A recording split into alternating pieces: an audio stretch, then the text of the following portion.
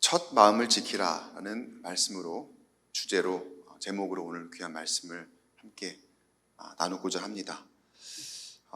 데살로니가후서 2장 13절 14절 이 말씀을 저와 여러분의 목소리로 한 번 더 읽고 시작을 했으면 좋겠어요. 화면을 보시고요. 13절을 보면은요, 함께 시작. 주께서 사랑하시는 형제들아, 우리가 항상 너희에 관하여 마땅히 하나님께 감사할 것은 하나님이 처음부터 너희를 택하사 성령의 거룩하게 하심과 진리를 믿음으로 구원을 받게 하심이니. 14절.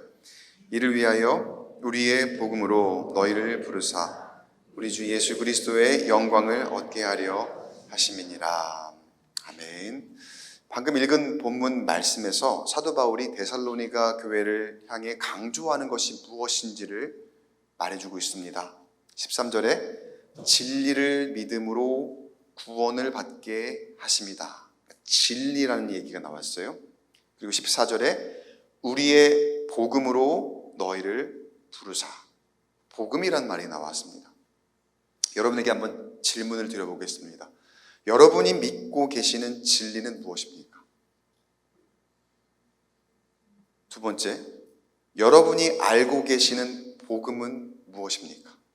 한번 이 질문을 잘 마음속에 간직하고서 오늘 그 답을 다시 한번 알고 고백하는 시간이 되기를 원해요. 내가 잘 알고 있는가? 아니라면은 다시 한번 아는 시간, 알고 있었다면 다시 한번 고백하는 그런 시간이 되기를 원합니다. 사도 바울은 이 데살로니가 후서 서신을 통해서 당시 그 데살로니가 지역에 속한 사람들에게 제가 방금 여러분에게 드렸던 이 질문을 드리는 듯 해요. 근데 왜 이런 질문을 할까요? 여러분이 믿는 진리는 무엇입니까? 여러분이 아는 복음은 무엇입니까? 라는 질문. 왜 이런 질문을 할까요? 그 시대에 그 땅에 진리와 복음에 대한 심각한 왜곡이 있었기 때문입니다. 그리고 제가 여러분에게 이 질문을 드린다는 것은 이 시대도 크게 다르지 않은 상황이라는 것을 여러분에게 나름대로 암시를 먼저 드린 거예요. 데살로니가서의 한번 배경을 한번 보겠습니다. 로마 제국 시대입니다. 로마 제국 시대의 절대 권력은 누구죠? 시저, 황제죠, 황제. 로마의 황제. 당시에 데살로니가는 마게도니아의 지방에 위치했고 굉장히 왕성한 무역 도시였습니다. 그리고 마게도니아 지역에서 로마로 통하는 중요한 길목에 자리 잡은 도시였습니다.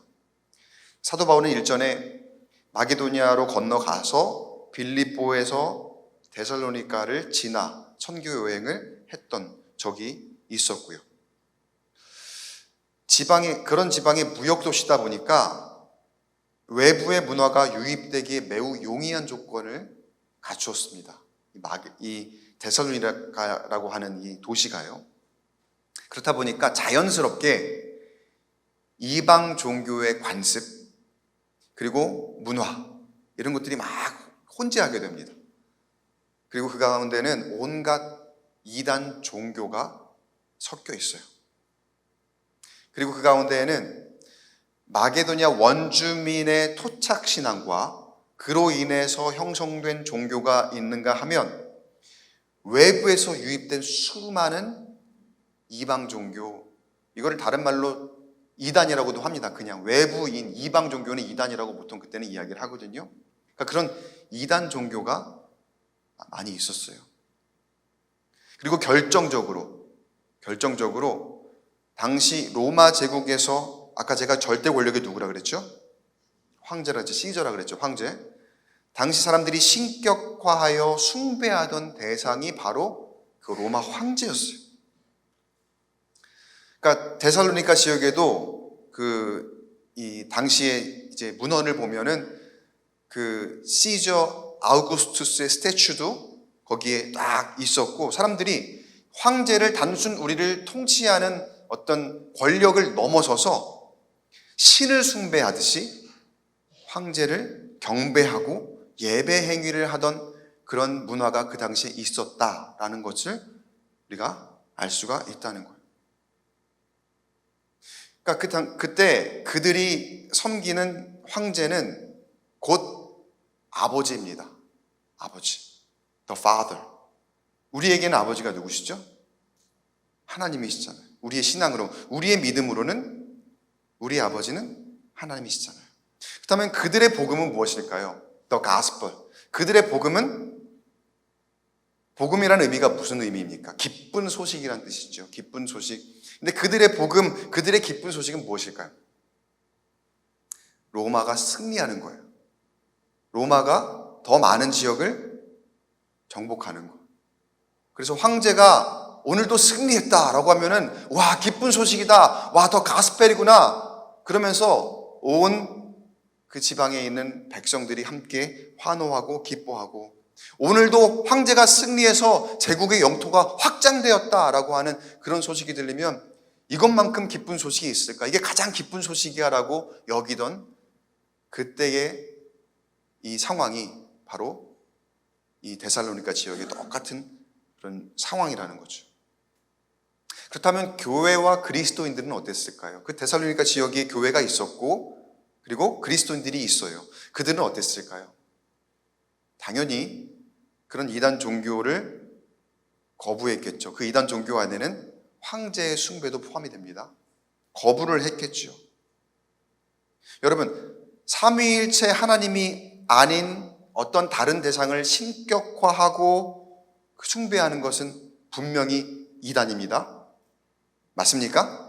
분명히 이단이. 하나님 외에 다른 것을 신격화하고 그것을 예배하고 그것을 숭배한다. 그거는 이단이에요. 그러니까 진정 아버지는 우리에게, 그리스도인들에게 진정 아버지는 아까도 말씀드렸지만 하나님이시죠. 그리고 복음은 뭡니까? 복음은 예수 그리스도를 통해 우리에게 다가오는 구원의 소식이잖아요. 방금 사도 바울이 우리에게 알려주는 것처럼 예수 그리스도를 통해서 우리에게 다가오는 구원, 그리고 그 구원의 소식, 이게 기쁜 소식이거든요. 그리고 이런 복음을 주도적으로 전하던 사람이 바로 이전에 사도 바울이었습니다. 그리고 사도 바울의 추종자들, 그리고 지금 이 서신에 그 복음이 다 담겨 있는 거거든요. 근데 방금도 말씀드렸지만 그들이 생각하는 진리, 그들이 생각하는 복음, 그들이 생각하는 아버지 달랐잖아요. 심각하게 왜곡되어 있었잖아요. 그리스도인들이 그것에 대한 반기를 들고 반감을 가지니까 어땠겠습니까?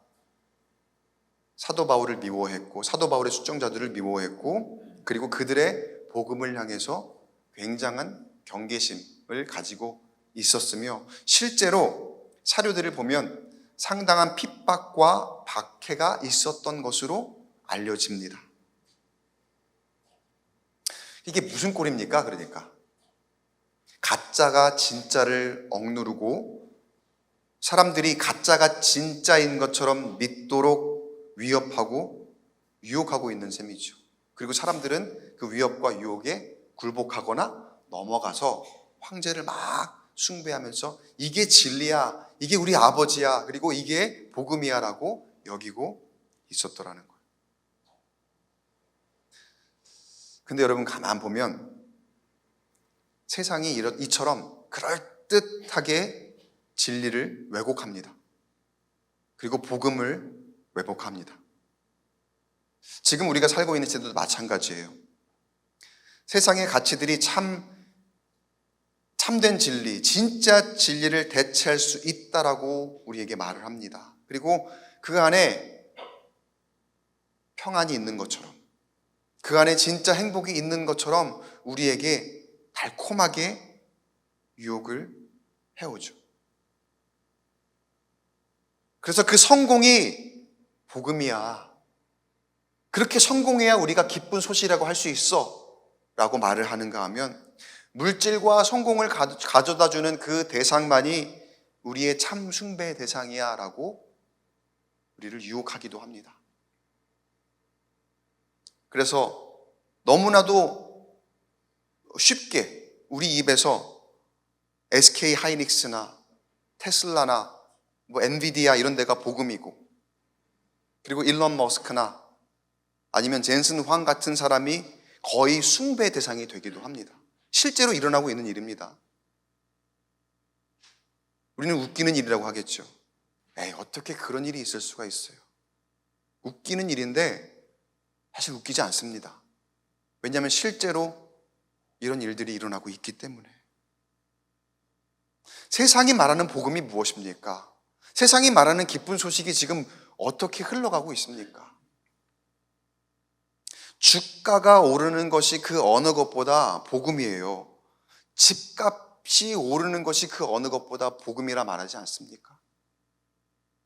어느새 우리 인간이 이 세상의 그 어떠한 생명체보다도 고등하고 깊이가 있는 존재임에도 불구하고 어느 순간 내면은 돌보지 못한 채 표면적인 가치에 너무 단순하게 반응하고 그 겉모습이 삶의 목표가 되어버리는, 좀 심하게 말하면 천박한 모습이 되어 갈 때가 너무나 많더라는 거죠. 실제로 우리가 원래 알고 있는 그 복음의 의미는 매우 고귀한 것인데, 그럼에도 세상이 너무나도 단순하고 너무나도 천박하게 왜곡하는 그 의미 부여에 우리가 너무나 쉽게 휘둘리고 있을 때가 많이 있더라는 거예요. 자, 그런데 여러분, 그보다 더 심각한 문제가 있어요. 그게 뭐냐면요, 이런 심각한 상황을 인지하지 못하고 있다는 거예요. 인지하지 못하고 있다는 거예요. 우리가 너무 쉽게 우리의 그 고귀한 권리를 세상에 내어줍니다. 아무렇지 않게 내어줍니다. 우리의 내면의 권리, 하나님이 부여하신 엄청나게 그 깊은, 정말 심오한 그 가치를 가진 우리의 내면의 권리, 그리고 우리의 영적인 권리를 너무나 쉽게 내어주면서 세상과 물질의 노예가 되기를 자처하고 있더라는 거예요. 나도 모르게 코인 시장, 주식 시장에서 눈을 떼지를 못하고. 왜요? 불안하니까. 지금 떨어지면 어떡하지? 빨리 지금 팔아야 되는데. 더 떨어지면 어떡하지? 이걸 바라보고 있다고 내가 어떻게 할 수 있는 건 아니에요. 그런데 계속 그걸 바라보고 있고, 그러면서 우리의 삶에 더 신성한 가치가 있어요. 우리의 삶에 더 고귀한 가치가 있어요. 근데 거기에 집중하지 못하고 있는 우리의 모습을 발견하더라는 거예요. 근데 그러면서도 여러분, 막상 제가 지금 여러분에게 드리는 이런 말씀을 드릴 때 우리가 이런 얘기 들으면 우리는 어떻게 반응하는 줄 아세요? 아니에요, 목사님. 나는 다 인지하고 있어요. 다 알아요. 그리고 물질의 노예라니요, 목사님. 너무 심한 말씀을 하시는 거 아닙니까? 노예라니요. 제가 다 파악하고 있고, 저도 생각이 다 있고, 제가 이거 들여다보고 있는 것 같지만 할 거 다 합니다. 그때 가지는 우리의 마음에 어떤 것이 있느냐 하면요, 나는 나를 충분히 지킬 수 있습니다 라고 생각하는 일종의 자만심입니다. 근데 여러분, 그런 마음을요, 마귀가 기가 막히게 이용합니다. 마귀가요, 그 교만의 틈을 파고 들어오는 거거든요. 알아요, 여러분. 우리 다 똑똑해요. 많이 배웠고, 그리고 다 인지하고 있어요. 근데 내가 조금 방심하면 요만한 틈이 생기거든요. 근데 그 틈을 교묘하게 파고들어요. 내가 그래도 목사인데, 내가 그래도 장로인데, 내가 그래도 권사고, 내가 그래도 집사인데, 목사님, 나 그렇게 쉽게 무너지지 않아요. 걱정하지 마세요. 할 거 다 하고 있으니까. 그러니까 이 정도 내가 세상에 발 좀 들인다고 해서 나 그렇게 쉽게 무너지지 않습니다. 나 그렇게 쉽게 미혹당하지 않습니다. 나 그렇게 쉽게 넘어가지 않습니다라고 하는 그런 말이거든요. 나 자신 있어요. 나 믿음이 있어요. 나 신앙이 있어요. 내가 몇 년을 믿어왔는데요. 천만의 말씀. 속절없이 무너집니다. 속절없이. 그냥 한순간에, 순식간에 넘어갑니다. 그냥 단적인 예로 여러분, 아무리 똑똑한 사람도 보이스피싱 당하잖아요. 그죠? 세상은요, 마귀는요, 그 보이스피싱 하는 그 조직들의 그런 사기 행각, 그들이 지금 교묘하게 하는 그런 것과는 비교할 수 없을 만큼 악하게, 그리고 교묘하게 우리에게 다가오거든요. 내가 스스로 똑똑하다 한들, 내가 스스로 자신 있다 한들, 한순간 방심하면은 여러분, 정말 순식간에 속절없이 그냥 넘어갈 수밖에 없는 게 우리의 연약함이라는 거예요. 창세기에 보면은 에서가 야곱에게 장자권을 팔죠. 팥죽 한 그릇에 장자권을 팔아요. 근데 그때 에서가 무슨 생각을 했을까요? 팥죽 한 그릇에 내 장자권을 팔 때, 이 뭐 장자권이 이게 뭐 어떻게 팔 수 있는 걸까? 엄연히 내가 첫째고 얘는 둘째인데, 내가 첫째로 태어난 첫째 아들인데 내가 장자권을 넘긴다고 그게 어떻게 바뀔 수가 있을까? 그렇게 말한다고 넘겨줄 수 있는 걸까? 여러분, 그럴 수 있습니까? 없습니까? 여러분, 그 뭐 장자의 권리가 어떤 문서가 돼 있어갖고 여러분 큰아들 둘째아들 바꿀 수 있어요? 그거 안 되는 거거든요. 그거는 상식이에요. 그냥. 그러니까 에서는 그렇게 생각했을 거예요. 내가 엄연히 장자인데 내가 팥죽 한 그릇에 그래 너 해라, 너가 큰아들 해라, 네가 내 형 해라 한다고 한들 그게 그렇게 바뀔 수 있는 걸까? 아니라는 걸 분명히 알아요. 에서도 그렇게 할 수 없다는 거를 분명히 알아요. 상식적으로도 그게 맞고요. 내가 너무 잘 알기 때문에, 그래서 내가 넘겨준다 말한다고 해서 그게 그렇게 되는 게 아닙니다. 근데 어떻게 됐습니까? 물론 여러 가지 과정이 있지만 결론을 보면은 어떻게 됐습니까? 결국에는 야곱이 그 모든 장자의 권리를 다 나중에 가지고 가잖아요. 나중에 후회해도 어쩔 수가 없습니다. 에서가 방심한 거죠. 에서가 교만했던 거죠. 에서가 자만했던 거죠. 다 아는 건데, 이거 뻔한 건데 이걸 어떻게 바꿀 수 있어? 그러니까 내가 조금 느슨하게 해도 괜찮아. 내가 굳이 장자의 권리를 지키려 하지 않아도 괜찮아.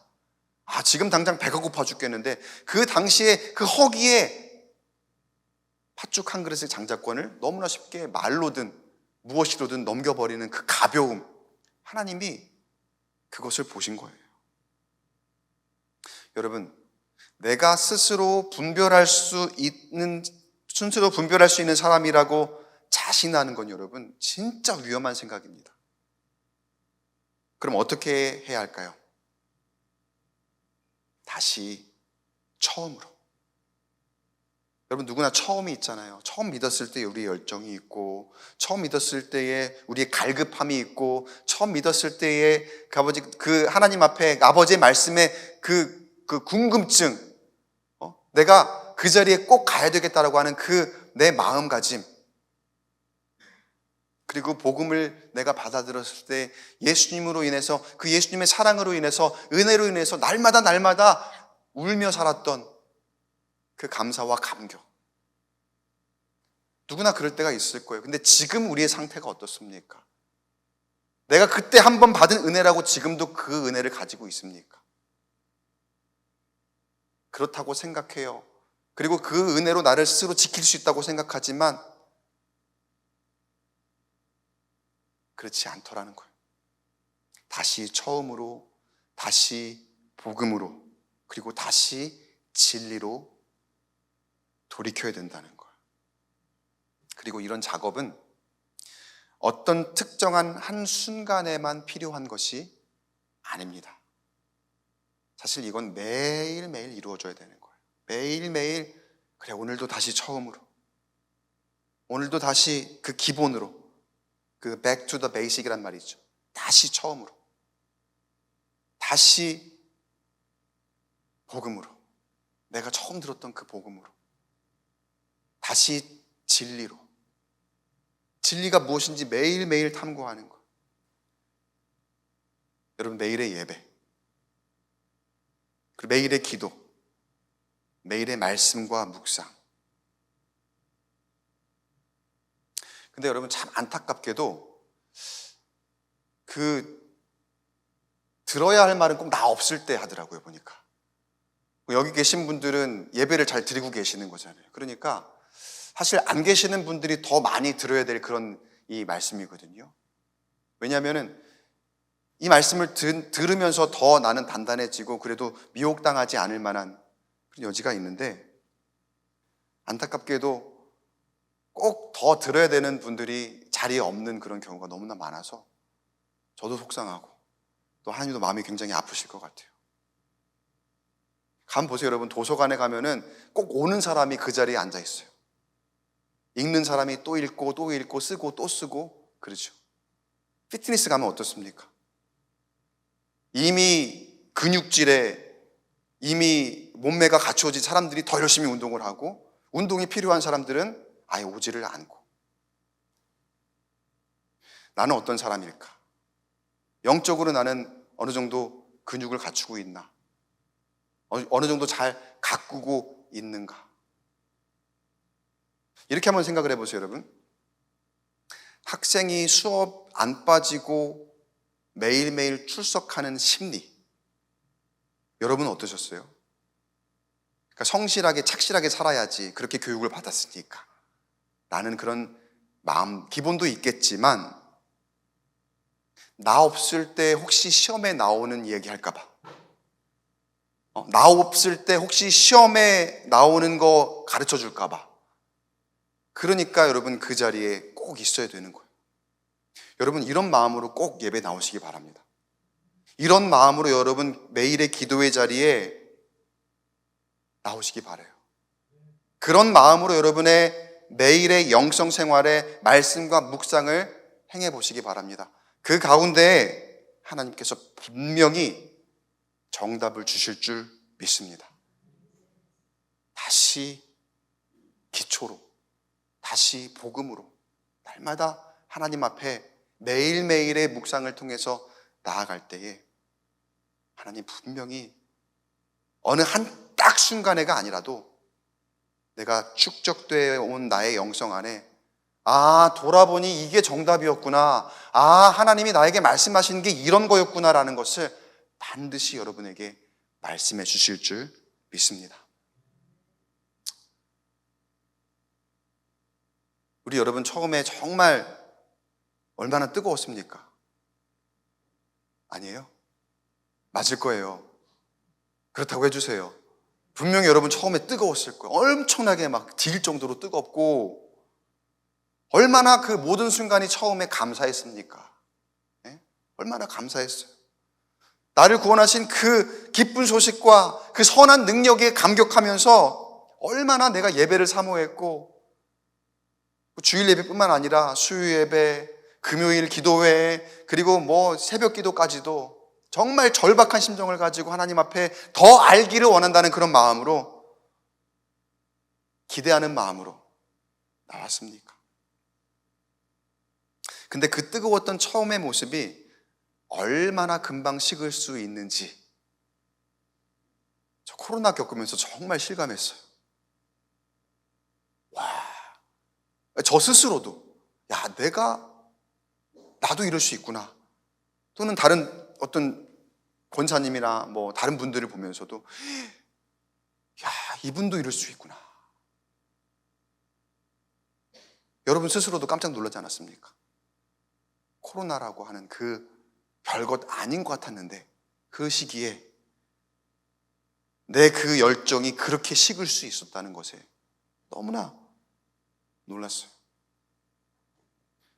근데 가만 진단을 해보니까 놀랍게도 여러분 우리가 기초가 부족하더라고요. 아닌 줄 알았어요. 나 정도면 기초가 단단한 줄 알았어요. 내가 그래도 신앙의 연수가 얼만큼인데. 근데 여러분 기초가 단단하면 웬만한 이게 풍파나 흔들림에도 무너지진 않는다라는 얘기가 있잖아요. 근데 생각보다 우리의 기초가 부족했던 거죠. 한국 교회의 기초가 생각보다 부족했던 거죠. 한때 엄청난 부흥기와 성장기를 겪으면서 어느 정도 단단해진 기초라고 생각했는데 가만 보니까 생각보다 기초가 부족했던 거예요. 그리고 여러분, 기초는요 절대로 하루아침에 만들어지지 않습니다. 지금도 늦지 않았습니다. 우리는 매일매일 기초를 만들어야 하고 그 기초를 쌓아가야 할 줄 믿습니다. 그리고 그 기초가 우리에게 하나님 주시는 진리의 정답을 제시해주는 소중한 밑거름이 될 줄 믿으시기 바랍니다. 사도 바울이 15절에 이렇게 가르칩니다. 같이 한번 15절 말씀 읽어보겠습니다. 시작. 그러므로 형제들아, 굳건하게 서서 말로나 우리의 편지로 가르침을 받은 전통을 지키라. 전통이라고 하니까 어떤 형식적인 거 그런 걸 얘기하는 게 아니에요. 내가 처음에 알았던 것, 거기에서부터 나에게 주시는 하나님의 마음, 그게 무엇인가? 세상의 가치가 무조건 나쁘다는 게 아닙니다, 여러분. 때로는 옳은 것도 있고 너무 좋아 보이기도 합니다. 그 좋은 것들을 취하는 게 무조건 나쁘다는 게 아니에요. 때로는 그 세상의 가치가 그리스도인의 가치와 부합하는 것들도 얼마든지 있습니다. 공평과 정의를 추구하는 것이라던가, 사회운동을 하는 가운데에 정말 그 구제라던가 어려운 사람을 돕는다던가, 그 세상에 얼마나 좋은 가치들이 많이 있습니까? 근데 우리가 무심코 방심하는 사이에 잠깐 정신줄 놓으면요, 그 옳다고 하는 그것에도 우리가 너무 쉽게 맹목적으로 빠질 때 거기에 우리의 진정한 진리를 그냥 다 묻어버릴 수도 있다는 거예요.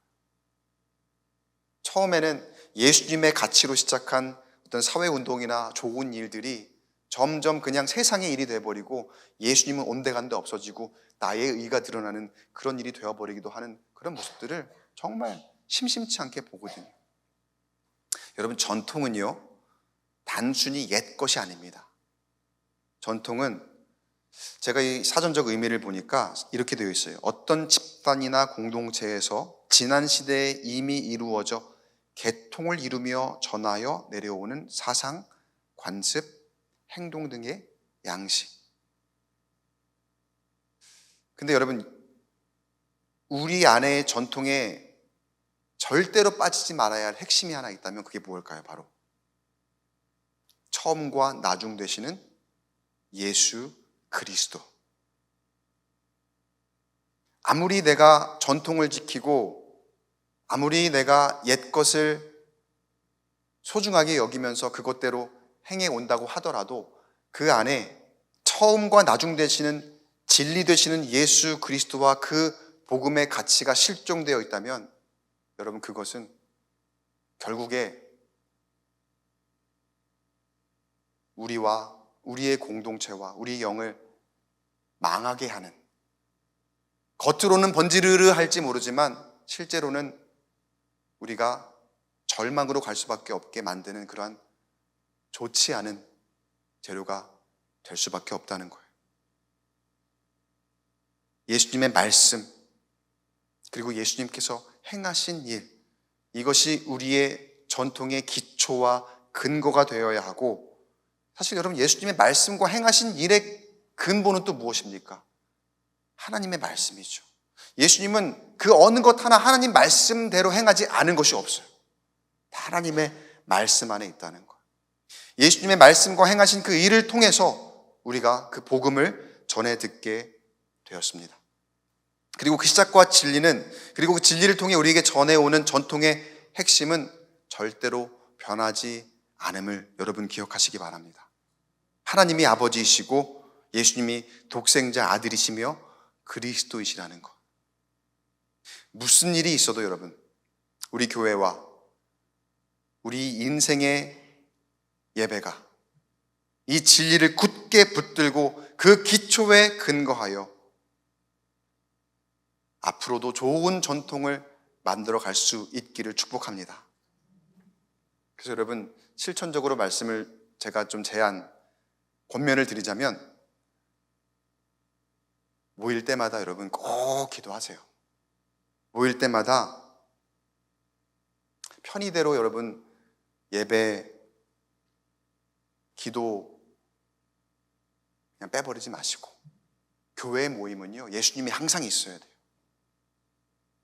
오늘은 조금 시간이 부족하니까, 아니면 오늘은 뭐 그런 자리 아니니까 그러면서 예수님 빼지 마시고 언제나 주님을 우리의 모임의 주인으로 모시기.